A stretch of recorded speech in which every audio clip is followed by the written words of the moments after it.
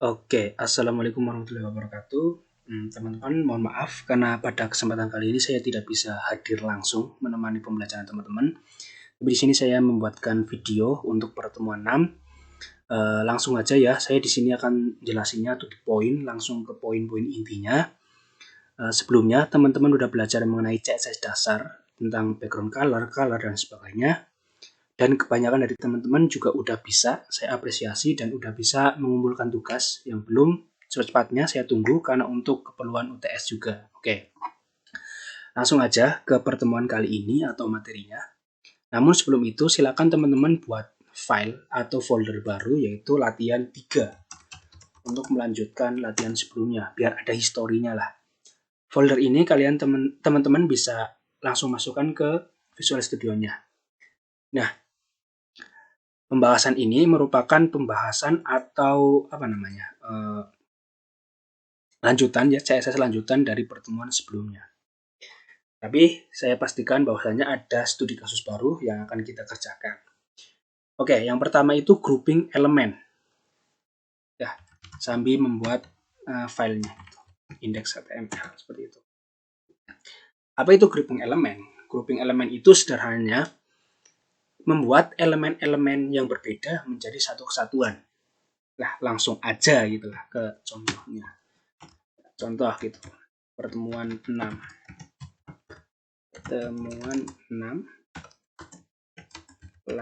Latihan 3.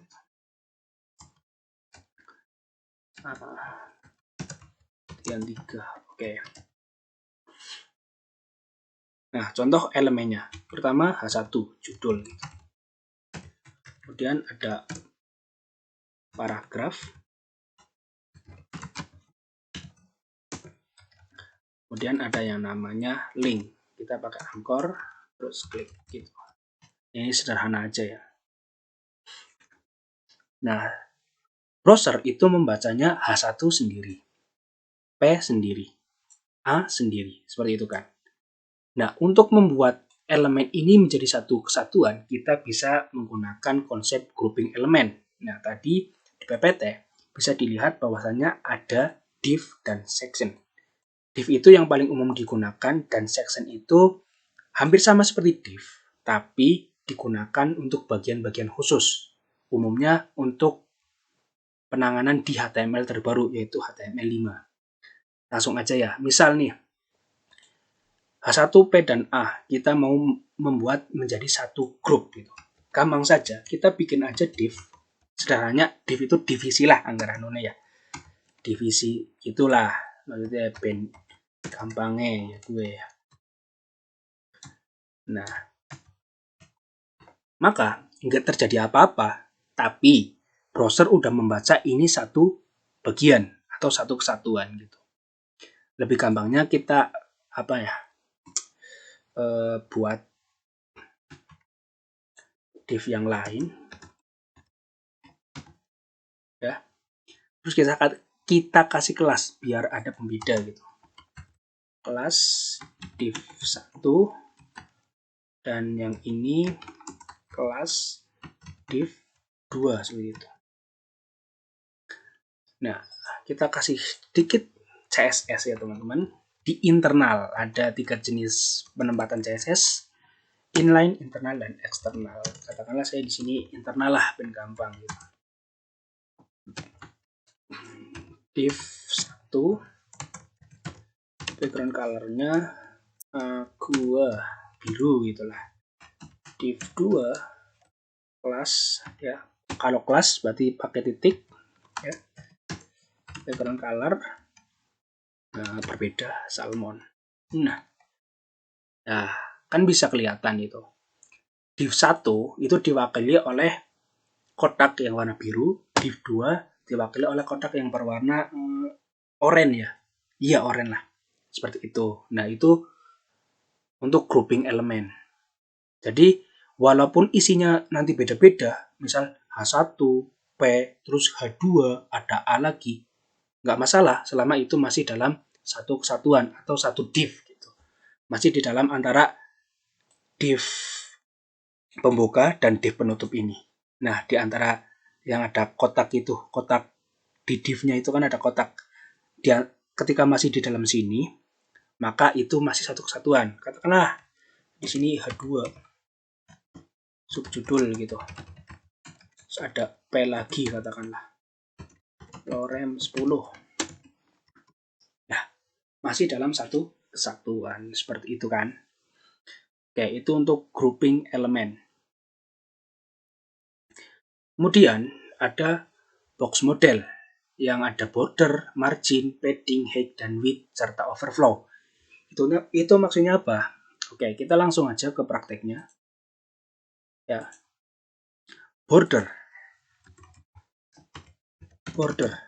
itu sama dengan garis tepi. Ini border. Ukuran garis tepinya mau berapa? Nah, ukurannya pakai pixel atau persen atau apapun terserah kalian. Kalian bisa baca-baca sendiri atau explore sendiri terkait besaran atau satuan jarak di HTML gitu ya, atau CSS. Terus tipenya mau gimana? Solid katakanlah. Solid, terus warna garis tepinya warna apa gitu. Katakanlah di sini warna merah ya. Nah, kotak yang warna biru itu ada garis tepi warna merah. Itu border. Katakanlah di div yang kedua juga sama, kita kasih border. Di div yang kedua kita kopikan, kasih border juga sama. Nah, maka ada border di kedua kotak tersebut. Katakanlah yang ini warnanya blue gitu, biru tua. Nah, kan beda. Nah, di konsep border ini ada namanya border radius. Border radius gitu. Maksudnya apa? Border radius itu kelengkungan pojokannya gitu mas lah, gampang ya. Misal 10 pixel gitu. Bisa dilihat antara kotak biru dan kotak oranye lah ya. Itu tepinya berbeda. Ujung-ujung tepinya berbeda. Kalau yang warna biru itu lebih tumpul, yang warna oranye itu lancip.